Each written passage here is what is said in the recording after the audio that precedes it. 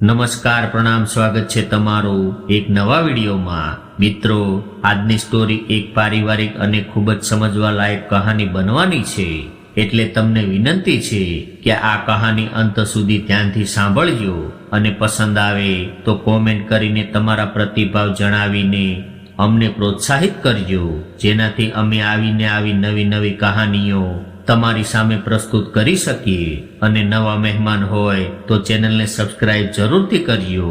તો ચાલો શરૂ કરીએ આજની કહાની। આજે સુમિત વહેલો ઉઠીને કહેવા લાગ્યો કે અરે બીના, હવે કેટલી વાર લાગશે? આજે મારે પહેલેથી જ ઓફિસે જવાનું મોડું થઈ ગયું છે અને તું નાસ્તો બનાવવામાં કલાક લગાવી રહી છો। જ્યાં સુધીમાં તું નાસ્તો બનાવીને આવીશ ત્યાં સુધીમાં તો મારી મીટિંગ પણ પૂરી થઈ જશે, એટલે તું રહેવા દે, હું ક્યાંક બહારથી નાસ્તો મંગાવી લઈશ અને આમ પણ નાસ્તો કરવાની રાહ જોઈને બેઠો રહીશ તો મારી નોકરી પણ હાથમાંથી જતી રહેશે। આવું કહીને સુમિત જ્યારે બેગ લઈને ઊભો થવા લાગ્યો ત્યારે બીનાએ બૂમ પાડી અને કહેવા લાગી કે બસ 2 જ મિનિટ ઊભા રહેજો, 2 મિનિટમાં કોઈ મોટી આફત નહીં આવી જાય। નાસ્તો હવે બની જ ગયો છે એટલે હમણાં જ લઈને આવું છું। ત્યારબાદ બીના રસોડામાંથી નાસ્તો લઈને બહાર આવી અને ટેબલ પર મૂકીને કહેવા લાગી કે તમને દેખાતું નથી કે ઘરમાં આટલું બધું કામ હોય છે અને હું એકલી આટલા બધા કામો કરું છું। મેં તો તમને કેટલી વાર કહ્યું છે કે એક કામવાળી બાઈ રાખી લ્યો, પરંતુ તમે તો મારી વાત સાંભળતા જ નથી। હજુ પણ આપણું બાળક 1 મહિનાનું પણ થયું નથી અને અહીંયા મારે ઘરના બધા જ કામો કરવા પડે છે। એટલે સુમિતે બીનાને એવું કહ્યું કે એમાં હું શું કરી શકવાનો છું? મેં તો તને પહેલાથી જ કહ્યું હતું કે તારી બેનને થોડા દિવસ વધારે રોકી લે, કદાચ એ અહીંયા રોકાય હોત તો તને થોડો આરામ મળી જાત, પરંતુ તારી બેનને તો આપણા ઘરનું કામ કરવામાં તકલીફ થઈ રહી હતી અને એને પણ આરામ કરવો હતો, એટલે એ અહીંથી જતી રહી છે। ત્યારે બીના ગુસ્સો કરીને કહેવા લાગી કે હા, બસ મારી બેનને જ સંભળાવતા રહેજો। અરે તમે જરા વિચાર તો કરો, એની પાસે એના પોતાના પણ 1000 કામ હોય છે અને એ અહીંયા જેટલા દિવસ રહી છે એટલું આપણા માટે ઘણું છે। શું તમે તમારા કુટુંબમાંથી કોઈને નથી બોલાવી શકતા? આમ તો તમારો આટલો મોટો પરિવાર છે, પરંતુ આવો પરિવાર શું કામનો કે જે આપણી જરૂરિયાતના સમયમાં આપણને કામ ન આવે। ત્યારે સુમિત જતા જતા બીનાને ફરીથી કહેવા લાગ્યો કે બસ કર બીના, મારું મોઢું ન ખોલાવ, કેમ કે જો હું બોલવાનું શરૂ કરી દઈશ તો પછી તું વધારે કંઈ બોલવાને લાયક નહીં રહે। એટલે મને ન શીખવાડ કે કોણ પોતાનું છે અને કોણ પારકું છે। અને વાત રહી મારા પરિવારના લોકોની, તો એમણે ક્યારેય પણ આપણને એનાથી અલગ નથી સમજ્યા, પરંતુ તને જ ગામડે 4 દિવસ રોકાવામાં પણ તકલીફ થઈ રહી હતી, એટલે જવા દે એ બધી વાતો, અને આમ પણ તારી સાથે માથાકૂટ કરવાથી કંઈ ફાયદો નથી। આજે મારે ઓફિસમાં એક અર્જન્ટ મીટિંગ છે એટલે મારે મારો મૂડ ખરાબ નથી કરવો। આટલું કહીને સુમિત પોતાનો ટિફિન લઈને બહાર નીકળી ગયો અને અહીંયા બીના બડબડ કરતી રહી કે બધું જ કામ મારા માથા પર નાખી દેશે અને કદાચ જરાક અમથું કંઈ કહી દઈએ તો એને પેટમાં દુખાવો થવા લાગે છે। પોતાના પરિવાર વિશે તો એક પણ વાત નથી સાંભળી શકતા। કોણ જાણે ભગવાને મને કેવા ઘરમાં ફસાવી દીધી છે। આવી રીતે એકલી બડબડ કરીને બીના પોતાના ઘરના કામો પતાવી રહી હતી। સુમિત જ્યારથી ગામડેથી આવ્યો હતો ત્યારથી ખૂબ પરેશાન હતો અને એની પરેશાનીનું કારણ એની પત્ની જ હતી, અથવા તો એવું કહી શકાય કે એની પરિસ્થિતિઓ એવી હતી જેના કારણે એ આટલો બધો પરેશાન રહેતો હતો। ઓફિસમાં સુમિતને આવી રીતે ગુમસુમ બેસેલો જોઈને એના એક મિત્રએ પૂછ્યું કે શું થયું સુમિત, તું આજે આટલો બધો ઉદાસ થઈને કેમ બેઠો છે? મને તો એવું લાગે છે કે આજે તું ભાભી સાથે ઝઘડો કરીને આવ્યો છે। શું ભાભીએ આજે તને ખાવાનું નથી આપ્યું? આવું કહીને સુમિતનો મિત્ર એની સાથે મજાક મસ્તી કરવા લાગ્યો, છતાં પણ સુમિત હસ્યો નહીં। એટલે એના મિત્રએ પૂછ્યું કે અરે યાર, એવી તો કઈ સિરિયસ વાત થઈ ગઈ છે કે તું આટલો બધો ઉદાસ થઈને બેઠો છે? કમસે કમ મને તો કહી શકે છે। સારું ચાલ, હવે જણાવી દે કે શું વાત છે। જેનાથી તું આટલો બધો પરેશાન છો. અત્યારે તો તારો મૂડ સારો રાખવો જોઈએ. અને આમ પણ હમણાં થોડી જ વારમાં આપણા બોસ આવતા હશે અને ત્યારબાદ તારે એની સામે પ્રેઝન્ટેશન આપવાનું છે.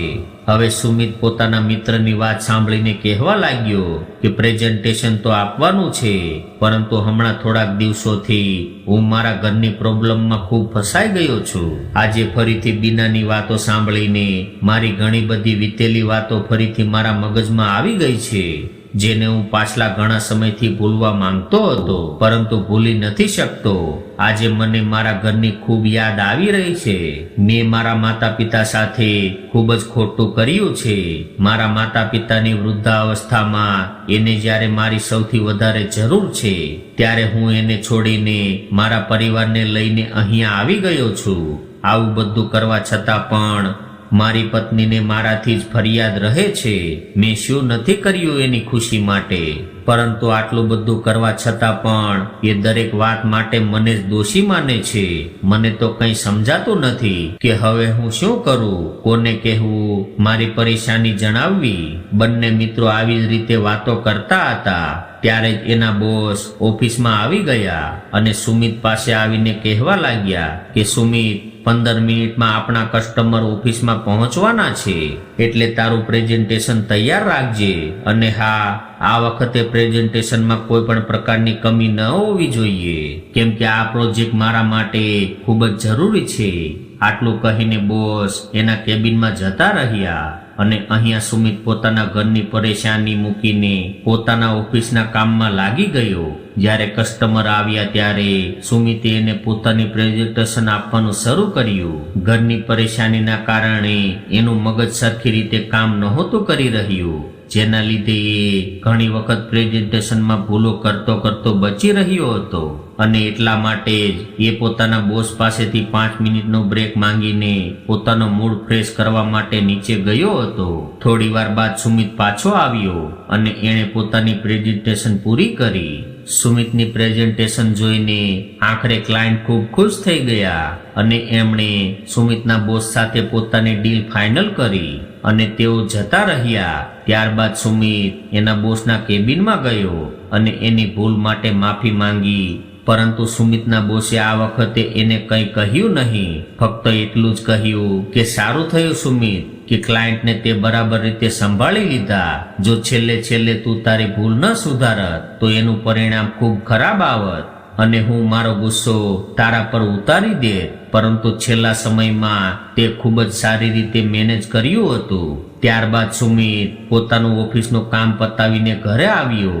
ઘરે આવીને જોયું તો બીનાએ હજુ સુધી જમવાનું બનાવ્યું નહોતું, એટલે એણે બીનાને પૂછી લીધું કે આજે જમવાનું કેમ નથી બનાવ્યું. ત્યારે બીના ગુસ્સો કરીને કહેવા લાગી કે મારાથી નથી થતું આટલું બધું કામ.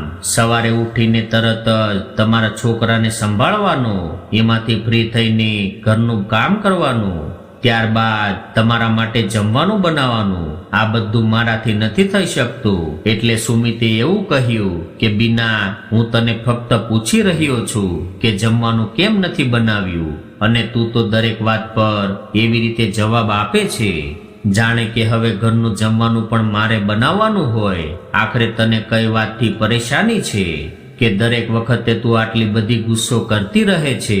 ત્યારે બીના વળી પાછી ગુસ્સો કરીને કહેવા લાગી કે શું તમે એવું કહો છો કે હું હંમેશા ગુસ્સો કરતી રહું છું? તો પહેલા તમે તમારા તરફ જુઓ. તમે તો કોઈ પણ કામમાં મારી મદદ નથી કરતા. સવારે સૌથી પહેલા તો હું ઉઠું છું અને રાત્રે બધાથી છેલ્લે હું સૂવા જાઉં છું, છતાં પણ તમને મારું કોઈ પણ કામ દેખાતું નથી. આટલું કહીને બીના ઊભી થઈ ગઈ. પોતાની પત્નીને કારણ વગર જ ગુસ્સો કરતા જોઈને સુમિતને પણ ગુસ્સો આવી ગયો અને ગુસ્સામાં એ કહેવા લાગ્યો કે બીના, તું મને શું સમજી રહી છો? દરેક વખતે મારા પર બૂમો પાડતી રહે છે. મેં તને નહોતું કહ્યું કે તું શહેરમાં આવીને રહે? એ તો તને ગામડે રહીને ઘરનું કામ કરવામાં તકલીફ થઈ રહી હતી અને હવે તને તારી મરજી પ્રમાણે હું શહેરમાં લઈને આવ્યો છું તો તને અહીંયા પણ તકલીફ થાય છે. અરે તું તો કેવી સ્ત્રી છો કે તારાથી તારા પતિનું જમવાનું પણ નથી બનાવી શકાતું. આટલું અમથું કામ કરવામાં પણ તારા હાથ દુખવા લાગે છે. ત્યારે બીના કહેવા લાગી કે હા, મારા હાથ દુખે છે. તમને મેં કેટલી વાર કહ્યું છે કે ફોન કરીને તમારી માને અહીંયા બોલાવી લ્યો, અને એ અહીંયા આવી જશે તો એના પર કોઈ મોટી આફત નહીં આવી જાય. અને આમ પણ હવે મારાથી કંઈ થતું નથી, અને તમે એવું ઈચ્છો છો કે તમારા બધા જ કામ હું કરું. તમને મેં કેટલી વાર કહ્યું છે કે તમારી માને અહીંયા બોલાવી લ્યો, પરંતુ તમે તમારી માને શા માટે નથી બોલાવતા એ જ મને સમજાતું નથી. એટલે સુમિત બોલ્યો કે જ્યારે મેં તારી બેનને કહ્યું હતું કે બીનાની તબિયત સારી નથી, એટલે તું 10-15 દિવસ વધારે રોકાઈ જા, તો એને અહીંયા રોકાવામાં શું તકલીફ હતી, અને તું મને દરેક વખતે મારી માને અહીંયા બોલાવવાનું કહેતી રહે છે. તું શું સમજી રહી છો કે હું ફોન કરીને એને અહીંયા બોલાવીશ તો મારી માં દોડતી દોડતી અહીંયા આવી જશે? તે એની સાથે કેવું વર્તન કર્યું હતું એ તને યાદ છે? આટલું ખરાબ વર્તન કર્યા બાદ પણ તું એની પાસેથી આવી આશા કેમ રાખે છે કે એ તારા માટે શહેરમાં આવશે? એકવાર જરા વિચાર કર કે એ દિવસે તે મારી માં સાથે શું શું નહોતું કર્યું, અને એવા સમયે પણ મેં તારો સાથ આપ્યો હતો.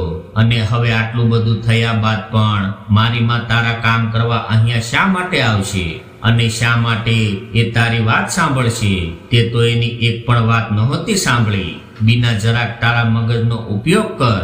કદાચ તારી સાથે કોઈએ આવું વર્તન કર્યું હોય જેવું તે મારી માં સાથે કર્યું હતું, તો શું તું એના માટે તારું ઘર મૂકીને એના કામ કરવાનું વિચારી શકે છે? સુમિતને આવી બધી વાતો સાંભળી એટલે બીના કંઈ બોલી નહીં અને ચૂપ થઈને બેસી ગઈ. આજે બીનાએ ઘરે જમવાનું નહોતું બનાવ્યું, એટલે સુમિતે બહારથી જમવાનું મંગાવી લીધું અને બંને જમીને સૂઈ ગયા. આજે આટલા સમય બાદ બીનાને પોતાની ભૂલનો અહેસાસ થયો હતો કે એ દિવસે એણે પોતાની સાસુ સાથે કેટલું બધું ખરાબ વર્તન કર્યું હતું. આમ તો બીના બાળપણથી શહેરમાં રહીને મોટી થઈ હતી, અને જ્યારે સુમિત સાથે એના લગ્ન થયા ત્યારબાદ એ સુમિત સાથે એના ગામડે જતી રહી. ગામડામાં થોડા દિવસો રહ્યા બાદ બીનાને ત્યાંની દરેક વસ્તુથી તકલીફ થવા લાગી, અને પોતાના સાસુ સસરાથી અલગ થવા માટે એ દરેક વાત પર ઝઘડા કરવા લાગી, અને વાત વાતમાં ગુસ્સો કરવા લાગી. કોઈ પણ ભૂલ વગર પણ એ પોતાનો હિસાબથી સામા જવાબ આપવા લાગી, અને કોઈને કોઈ વાત પર એ હંમેશા ઘરમાં કલેશ કરતી રહેતી. એની આવી આદતના કારણે એના સાસુએ બીના સાથે વધારે વાત કરવાનું પણ બંધ કર્યું હતું. છતાં પણ બીનાએ પોતાના સાસુ સસરાનો પીછો ન છોડ્યો, કેમ કે એ તો એવું જ ચાહતી હતી કે કોઈ પણ રીતે સુમિત એને પોતાની સાથે શહેરમાં લઈ જાય. એક દિવસ બીનાના સાસુ આરામ કરી રહ્યા હતા ત્યારે બીના કોઈ પણ વાત વગર જ ગુસ્સો કરવા લાગી અને કહેવા લાગી કે આ ઘરમાં બધું જ કામ હું કરું છું. જમવાના સમયે તો બધા જ લોકો આગળ આવીને બેસી જાય છે, અને કામ કરવાનું હોય ત્યારે બધા હાથ દુખવા લાગે છે, અને કામ કરવાનું હોય ત્યારે બધાના હાથ દુખવા લાગે છે. તમે બધા હજુ સુધી એટલા વૃદ્ધ નથી થયા કે કોઈ કામ ન કરી શકો. જ્યારે જુઓ ત્યારે બેડ પર સૂતા રહો છો. ક્યારેક ક્યારેક કામ કરતા રહીએ તો હાથ પગ ચાલતા રહે, અને વૃદ્ધાવસ્થામાં હાથ પગ ચાલતા રહેશે તો શરીર પણ સારું રહે છે, નહીતર આ શરીરમાં કાટ લાગી જશે. આટલું બધું બોલતા બોલતા બીના પોતાનું કામ કરી રહી હતી, અને એને સારી રીતે ખબર હતી કે એના સાસુ આ બધી વાતો સાંભળી રહ્યા છે. એટલે જ એ જાણી જોઈને પોતાના સાસુને આવી બધી વાતો સંભળાવી રહી હતી. છતાં પણ બીનાના સાસુએ એને કંઈ પણ ન કહ્યું. એટલે બીજા દિવસે બીનાએ પોતાના સાસુની સામેથી જમવાની થાળી લઈ લીધી. વહુની આવી હરકત જોઈને એના સાસુને ગુસ્સો આવી ગયો, અને હવે એ પણ ચૂપ ન રહ્યા અને ગુસ્સો કરીને બીનાને ખીજાવા લાગ્યા. પરંતુ બીના તો કોઈનું ક્યાં સાંભળવાની હતી. એ તો પોતે જ બીજાને 4 વાતો સંભળાવી દેતી. જ્યારે બીનાના સાસુ એને ખીજાયા એટલે તરત જ એણે સાસુમાને સામો જવાબ આપી દીધો અને કહેવા લાગી કે મમ્મી, વૃદ્ધાવસ્થામાં આટલું બધું ખાઈને તમે શું કરશો? આટલું બધું ખાઈને તમારે ક્યાં જવું છે? તમે એવા તો કયા પહાડ તોડીને લાવો છો કે તમારે આટલું બધું ખાવા જોઈએ છે? અરે થોડું ઓછું ખાવાનું રાખો, આખો દિવસ ઘરમાં પડ્યા રહો છો અને આટલું બધું ખાઈને તમારું શરીર વધી જશે અને શરીર વધી જશે તો તમારું શરીર બીમારીઓનું ઘર બની જશે અને ત્યારબાદ તમારો ઈલાજ કરાવવા માટે રૂપિયા તો અમારે જ વાપરવા પડશે. અને હા, હું અત્યારે જ કહી દઉં છું કે હું એક પણ રૂપિયો ફાલતુનો ખર્ચો કરવા માટે નહીં વાપરવા દઉં. એ દિવસે ઘરમાં ખૂબ જ કજિયો થયો હતો અને સાંજે જ્યારે સુમિત ઘરે પહોંચ્યો ત્યારે સુમિતને બધી જાણ કરવામાં આવી અને બીના કહેવા લાગી કે મારે આ ડોસલાઓ સાથે નથી રહેવું, એટલે હું મારા પતિ સાથે અલગ રહેવા માંગુ છું. અને આ વાત પર સુમિતના માતા પિતાએ પણ એના પર કોઈ પણ પ્રકારનું દબાણ ન કર્યું. એમણે તો બધો જ નિર્ણય સુમિત ઉપર છોડી દીધો અને સુમિતને એવું કહ્યું કે સુમિત બેટા, તારી જેવી ઈચ્છા હોય એ તું કરી શકે છે. દીકરા, અમે તને કોઈ પણ વાત માટે મજબૂર નહીં કરીએ. અમે એવું નથી ઈચ્છતા કે અમારા કારણે તારો પરિવાર તૂટે. માતા પિતાની આવી વાત સાંભળી એટલે સુમિતે પોતાની પત્નીનો સાથ આપ્યો અને એને લઈને શહેરમાં આવી ગયો અને ત્યારથી લઈને આજ સુધી સુમિત અહીંયા શહેરમાં જ રહે છે. ત્યારબાદ સુમિત પોતાના ગામડે ગયો જ નહોતો. આ વાતને આજે લગભગ 2 વર્ષ થઈ ગયા હતા અને હવે અચાનક જ સુમિત પોતાની માને કેવી રીતે બોલાવી શકવાનો હતો? 2 વર્ષથી જે માતા પિતાને એણે પાછા વળીને જોયા પણ નથી, તો પછી આજે પોતાના મતલબ માટે એ માતા પિતા પાસે કયા મોઢે જાય? સુમિતને એ વાતનો અહેસાસ હતો કે એણે પોતાના માતા પિતા સાથે કેટલું ખોટું કર્યું છે અને આટલું બધું થયા બાદ એના માતા પિતા એને ક્યારેય માફ નહીં કરે. એટલા માટે સુમિતે પહેલાથી જ બીનાને મનાઈ કરી દીધી હતી અને આજે બધી વાતોને યાદ કરીને બીનાને પણ અહેસાસ થયો હતો કે કદાચ સુમિત સાચું કહે છે, કેમ કે જે સાસુ સસરાથી અલગ થવા માટે મેં રાત દિવસ ઘરને અખાડો બનાવીને રાખી દીધો હતો અને આજે કદાચ સુમિત એના મમ્મી પપ્પાની પાસે એને બોલાવવા માટે જશે તો એ લોકો સુમિત સાથે નહીં આવે, કારણ કે એ લોકો એવું સમજવા લાગશે કે જ્યારે એને અમારી જરૂર નહોતી ત્યારે અમને એનાથી અલગ કરી નાખ્યા અને આજે જ્યારે જરૂરિયાત પડી એટલે પોતાના મતલબ માટે અહીંયા દોડી આવ્યો છે. ત્યારે તો બીનાએ સુમિતને કંઈ કહ્યું નહીં, પરંતુ બીજા દિવસે સવારે બીના અને સુમિત ઉઠ્યા ત્યારે ડોરબેલ વાગ્યો એટલે બીના ઊભી થઈને બહાર જોવા ગઈ કે કોણ આવ્યું છે. પરંતુ જ્યારે એણે દરવાજો ખોલ્યો ત્યારે એ ચોંકી ગઈ અને અચાનકથી એણે દરવાજો ખોલીને જોયું તો સામે એના સાસુમાં ઊભા હતા. સાસુમાને જોઈને બીના એક પળ માટે તો કંઈ સમજી ન શકી અને બૂમ પાડીને સુમિતને બોલાવા લાગી, જલ્દી કે બહાર આવો અને જુઓ દરવાજા પર કોણ આવ્યું છે. બીનાનો અવાજ સાંભળીને સુમિત પણ ઝડપથી ઉઠીને બહાર આવ્યો અને જ્યારે એણે પોતાની માને જોઈ એટલે એના ચહેરા પર ખુશીની ચમક આવી ગઈ અને એ તરત જ એની માતાના પગમાં પડી ગયો. સુમિત જ્યારે પોતાની માના ચરણ સ્પર્શ કરવા માટે વાંકો વળ્યો ત્યારે એણે પોતાની પત્ની તરફ જોયું અને એને પણ પગે લાગવાનો ઈશારો કર્યો. ત્યારબાદ બીના પોતાના સાસુમાને પગે લાગી અને એને ખૂબ માન સન્માન સાથે અંદર લઈ ગઈ. અંદર આવ્યા બાદ સાસુમાએ પાણી પીધું અને પાણી પીધા બાદ સાસુમા કમળાબેન તરત જ ઘરના કામમાં લાગી ગયા. કમળાબેને તો આવીને તરત જ બીનાને એવું કહી દીધું હતું કે તું હવે આરામ કરજે, ઘરના બધા જ કામ હું કરી લઈશ. ત્યારબાદ કમળાબેને ફટાફટ બધા માટે નાસ્તો બનાવ્યો અને બધા નાસ્તો કરી રહ્યા હતા ત્યાં સુધીમાં તો એમણે પોતાના દીકરા માટે ટિફિન તૈયાર કરી દીધું અને બીનાને પણ ખાવા માટે બોલાવી લીધી. કમળાબેન તો ગામડેથી પોતાની વહુ બીના માટે ઘણું બધું ખાવાનું બનાવીને લાવ્યા હતા, જે ડિલિવરી બાદ કોઈ પણ સ્ત્રીને આપવામાં આવે છે. બીનાએ એના સાસુએ આપેલું ખાવાનું ખતમ કર્યું અને પોતાના પતિ તરફ જોવા લાગી, પરંતુ પતિ પત્ની બંનેમાંથી કોઈની પણ હિંમત ન થઈ કે એ કમળાબેનને કંઈ પૂછી શકે. બીજી બાજુ કમળાબેન પણ કોઈ સાથે વધારે વાત કર્યા વગર જ કામ કરવામાં લાગી ગયા હતા. આજે તો બીના સવારથી જ બેડ પર બેઠી હતી અને બેઠા બેઠા આજ સાંજ પડી ગઈ હતી. એના સાસુએ એને બેડ પરથી ઊભી ન થવા દીધી. જમવાનું પણ એને બેડ પર જ આપ્યું હતું અને ત્યાંથી જ એના એઠા વાસણ પણ ઉપાડીને લઈ ગયા હતા. આજે બીનાએ પોતે નાઈ ધોઈને તૈયાર થયા સિવાય બીજું કંઈ પણ નહોતું કર્યું. ત્યાં સુધી કે એના બાળકની માલિશ કરવાનું, એને નવડાવવાનું, એને તૈયાર કરવાનું બધું જ કામ કમળાબેને કર્યા હતા. હવે બીના આવું વિચારીને હેરાન હતી કે આખરે અચાનક મારા સાસુમાં અમારા ઘરે કેમ આવી ગયા હશે અને કોણે કહ્યું હશે. અને સુમિત પણ એવું જ વિચારી રહ્યો હતો. સાંજે જ્યારે સુમિત ઘરે આવ્યો ત્યારે જમ્યા બાદ એણે એની માને પૂછ્યું કે માં, તમે કેમ છો? ઘરે બધું બરાબર તો છે ને? એટલે કમળાબેને માથું હલાવીને કહ્યું કે હા બેટા, બધું જ બરાબર છે. જેવું તું મૂકીને ગયો હતો એવું જ છે. ત્યારે સુમિત પોતાની માં સાથે વધારે વાત કરવા માંગતો હતો, પરંતુ કમળાબેન એની વાતોને નજરઅંદાજ કરીને રસોડામાં જતા રહ્યા અને બધું કામ પતાવીને પોતાના રૂમમાં એટલે કે ગેસ્ટ રૂમમાં જઈને સૂઈ ગયા. બીજો દિવસ પણ એવી જ રીતે નીકળી ગયો. સુમિત પહેલાથી પોતે જે કર્યું હતું એના પર ખૂબ જ પસ્તાઈ રહ્યો હતો, પરંતુ પોતાની મમ્મીની નારાજગી જોઈને એને પોતાની ભૂલ વધારે મોટી લાગી રહી હતી. એના મનમાં ઘણી બધી વાતો ચાલી રહી હતી, પરંતુ જ્યાં સુધી એ પોતાની માં સાથે વાત ન કરી લે ત્યાં સુધી એને કોઈ પણ સવાલનો જવાબ મળે એમ નહોતો.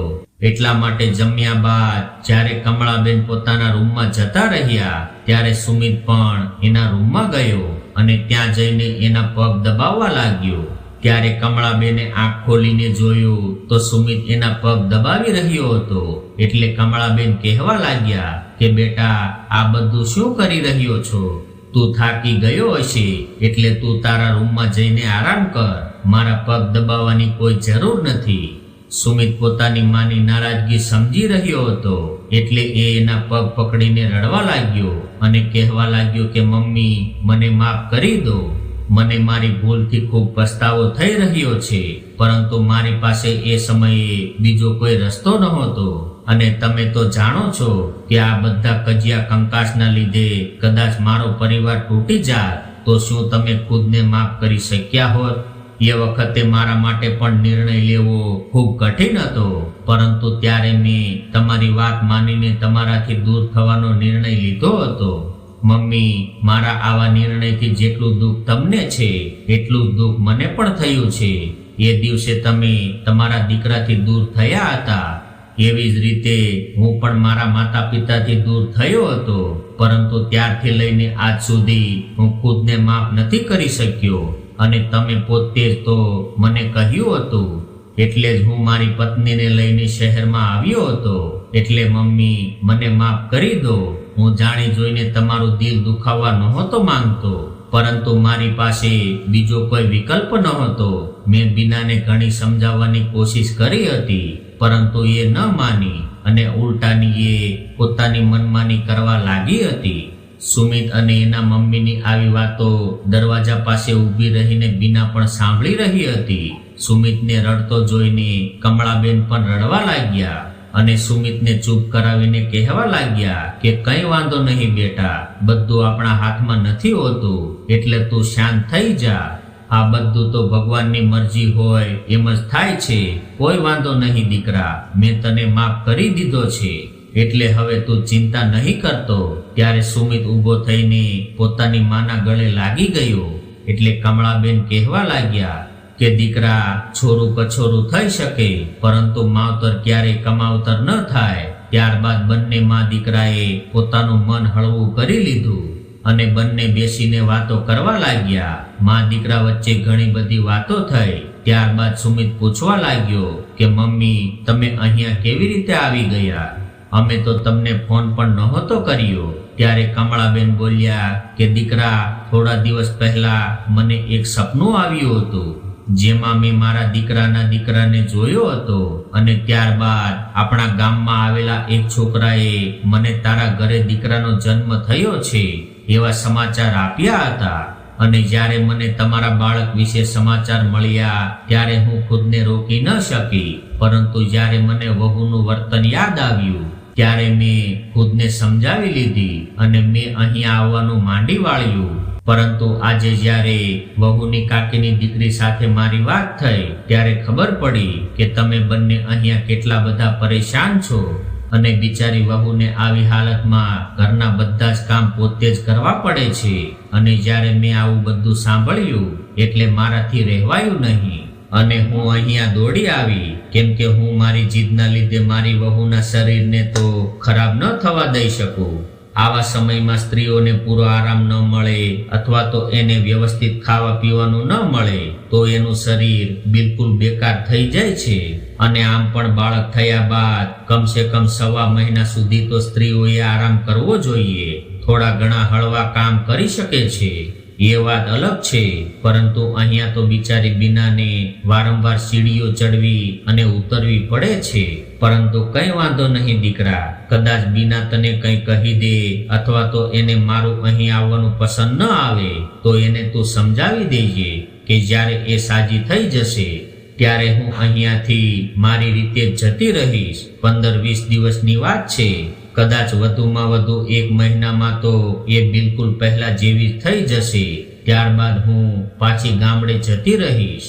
એટલે બીનાને તું સમજાવી દેજે કે એ ચિંતા ન કરે. પોતાની સાસુમાની આવી વાતો સાંભળીને બીનાને પોતાના વિચાર પર ખૂબ જ શરમ આવી રહી હતી. આખરે એણે એના સાસુ સસરાને પોતાનાથી દૂર કરવા માટે કેવું કર્યું હતું, પરંતુ આજે એના મુશ્કેલ સમયમાં એના એ જ સાસુમાં વગર બોલાવ્યા દોડીને આવ્યા હતા. અને બીજી બાજુ એની પોતાની બહેન જે એની પાસે રહીને એવું કહેતી હતી કે દીદી 2 દિવસ કોલેજ જતી આવું, ત્યારબાદ પાછી આવી જઈશ. એને આજે 1 અઠવાડિયું થઈ ગયું છે, પરંતુ ના તો એ પોતે આવી કે ન તો એને ફોન કરીને ખબર કાઢી. બીનાને આજે પોતાની ભૂલનો અહેસાસ થઈ રહ્યો હતો અને આ બધી વાતો વિચારતા એની આંખોમાં આંસુ આવી ગયા. ત્યારે સુમિત એની મમ્મીને કહેવા લાગ્યો કે મમ્મી, એવું શું કામ કહો છો? આ ઘર પણ તમારું છે અને તમે જ્યાં સુધી તમારું મન હોય ત્યાં સુધી અહીંયા રહી શકો છો અને જ્યારે પણ તમારી ઈચ્છા થાય ત્યારે તમે અહીંયા આવી શકો છો. તમને કોઈ નહીં રોકે. એટલે કમળાબેન બોલ્યા કે દીકરા, તું તો મને નહીં રોકે, પરંતુ તારી પત્નીને તો હું જરાય ગમતી નથી.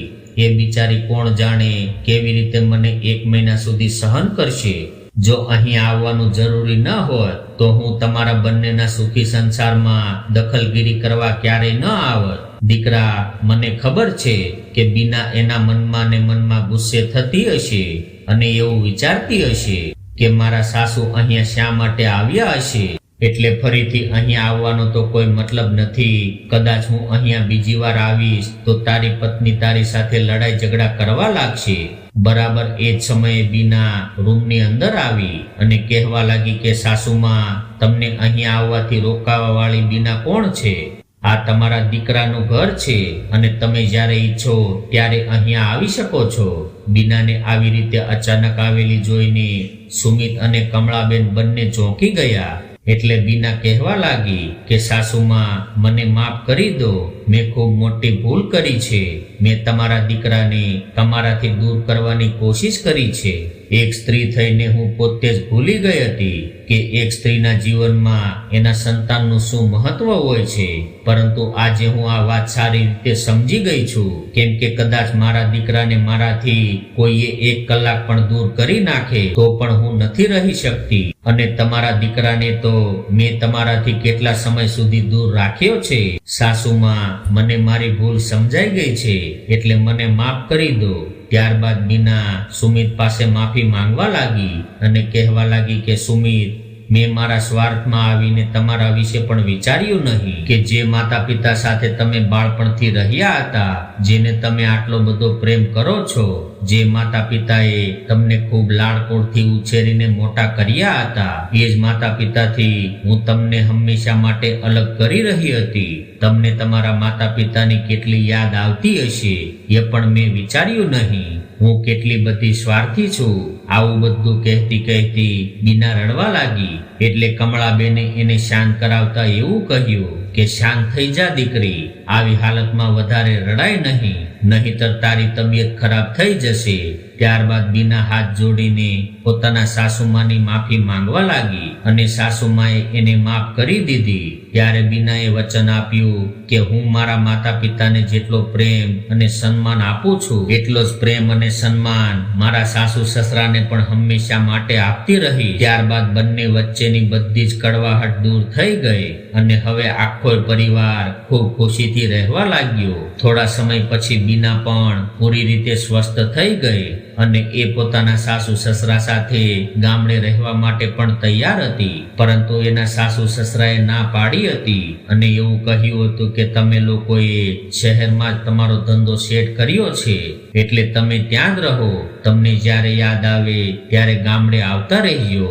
ત્યારબાદ સુમિત અને બીના દર મહિને ગામડે જતા અથવા તો એના સાસુ સસરા શહેરમાં થોડા દિવસ રોકાવા માટે આવી જતા. હવે એ લોકો દૂર તો રહેતા હતા પરંતુ દૂર રહીને પણ એકબીજાની પાસે હતા. તો મિત્રો, આજની કહાની તમને કેવી લાગી કોમેન્ટમાં જરૂર જણાવજો અને પસંદ આવી હોય તો વિડીયોને લાઈક, શેર અને નવા હોય તો ચેનલને સબસ્ક્રાઇબ જરૂરથી કરજો. હર હર મહાદેવ.